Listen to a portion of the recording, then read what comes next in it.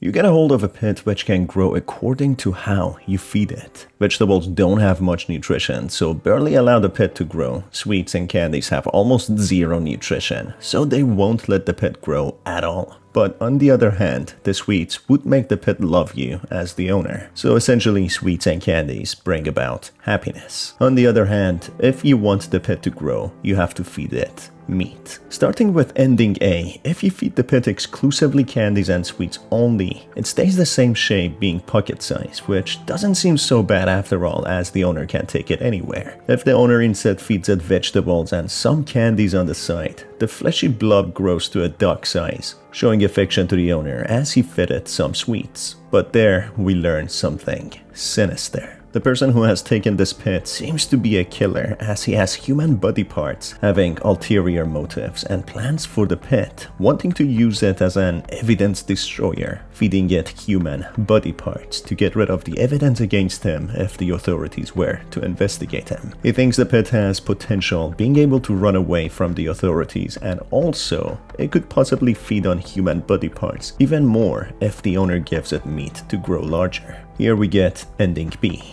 In another ending, if the protagonist feeds the pit more human flesh, yet feeds it mainly sweets and vegetables and some meat, the pit grows to take the shape of humans. He seems to be taking the shape of people that he consumes. This in a way comes in handy, as to the protagonist, he wants an accomplice for his crimes. Being in a human form works out perfectly, as the pit could hide from the authorities easily. However, his shape is not perfect, as signs of him being a monster can be seen, as he even has two mouths. The pit starts speaking, communicating with the protagonist that he wants more sweets and shows affection to the owner. Moving on to ending D, it is slightly different than the last ending. Here the protagonist expresses how impressed he is at how fast and effectively the pit eats human flesh and getting rid of evidence. He then unveils some of the backstory to how he is a killer and barely has human interactions, feeling as if the humanoid shape of the pit will be a good change, as he now will have some company. In another alternate ending, if the protagonist feeds it more sweets in his human shape, he develops a sweet tooth, being very hungry for candy. The protagonist notices that whenever the pit eats sweets, it eats it slowly, leaving its mouth open as if to savor the flavor, which means it would be ideal for the protagonist to shove as much human remains as he can. So he sees this as a useful feature of the pit. Moving on to ending F, which is labeled as gentleman, the pit becomes a well-mannered humanoid, becoming more and more similar to a human and speaking very well. He even calls himself Hector. He becomes very efficient at eating human remains and takes pleasure in eating with manners. He becomes passionate about food and cuisine and often enjoys spending time with the protagonist talking about food. Only downside is that he has a monstrous mouth, which the protagonist covers with bandages. It is impressive and at the same time scary how this flesh blob of a pit became a humanoid. On the other hand, if the protagonist mostly feeds him meat, he develops a taste for human remains, becoming a messy eater. Due to that, the protagonist sees him as a useful tool for getting rid of the evidence, but at the same time, he sees him as a big risk of getting caught, as he eats messy and leaves a lot of blood and mess around. So because of that, the protagonist chooses to keep him in the barn. In the subsequent ending, the pit becomes a very well-mannered and distinguished humanoid, to a point that he even holds proper intelligent conversations with other people that no one even suspects him. He even manages to take the corpses himself rather than the protagonist carrying them, and he even helps the protagonist in a couple of his missions, seemingly being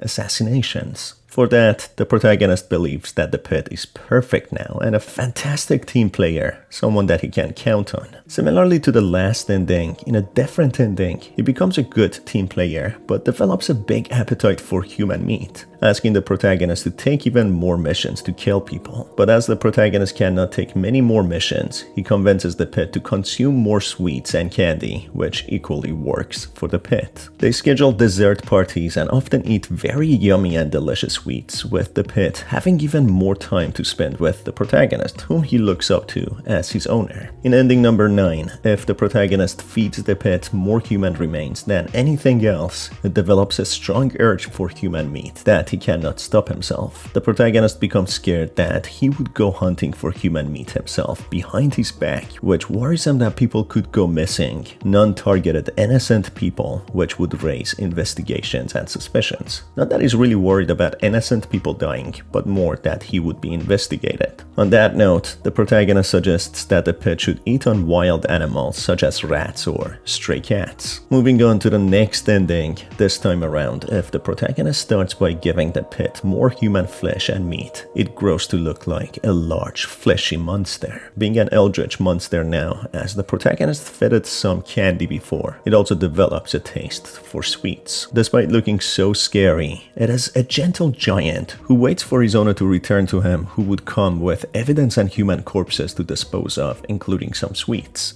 It also reads, but cannot make any human sounds, who only communicate with the protagonist telepathically. As he looks as such, he stays home and never leaves, as otherwise he would attract the attention of the authorities. In another similar ending, everything is the same apart from the monster blending in with the wall, becoming a decoration, making the walls seem as if they have eyes. He seems to still enjoy candy a lot and at times tries to make his own sweets, but unfortunately burns himself. He seems sensitive to heat, so the protagonist teaches him some recipes which don't require fire to make. Unfortunately, in this shape, he seems to be having more urges. The protagonist learns that he was the cause of the homeless man nearby who went missing recently. The pit lies that the homeless man tried to break in, but it is clearly a lie as the protagonist didn't find any signs of forced entry. The protagonist lets the entity leave the house to go to the wild for some time in order to let out some steam and kill and eat a few animals. On the other hand, if the protagonist overfeeds him with meat, human flesh and candy, he becomes a titan of an abomination, growing larger than the buildings. The good thing is that he could locate and kill the protagonist's targets within seconds, but on the other hand, it alerts the authorities as well. In one incident, the authorities tried to take him down and, to his defense, he tried to negotiate with them, but it ended up with a massacre, with all the authorities dying as they tried to kill him. People are torn into pieces with his large teeth. If the protagonist wants to transport him, he needs to take his core, which would then grow to a larger abomination.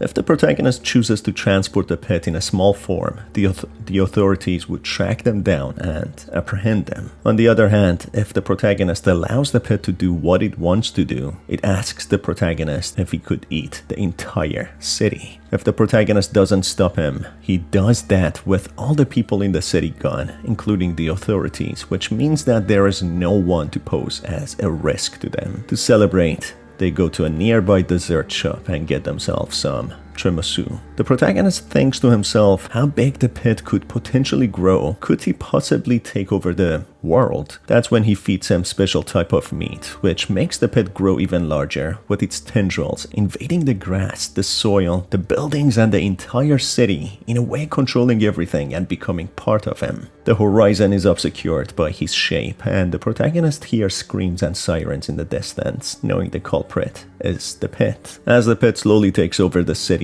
the protagonist notices how it doesn't hurt him at all. That is of course because he is a good pit to the protagonist. This allows the protagonist to have a really successful career of killing people, as the authorities have a bigger problem, and if anyone tries to investigate him, the pit destroys them. That helps the protagonist get more and more money, rewarding the pit with a steak for that night. As the pit has killed so many people, it included many of the protagonist's targets, which meant automatic paychecks for the foreseeable future. The pit often forms some tendrils and blobs into a humanoid to come and see the protagonist and be closer to him. And as a reward, he takes him to the dessert shops for tiramisu and sweets. That seems to continue on until the protagonist is fully secured financially, not needing to actually kill anyone directly himself anymore. It's a little uncertain how he managed to get his hands on this strange pit, but it's clear that he got him through some sort of black magic or from extraterrestrials. It's not too clear, but we can leave it up to debate. And that brings us to the end of the video, folks. If you enjoyed it, make sure to stay tuned for more by hitting on the subscribe button and the notification bell.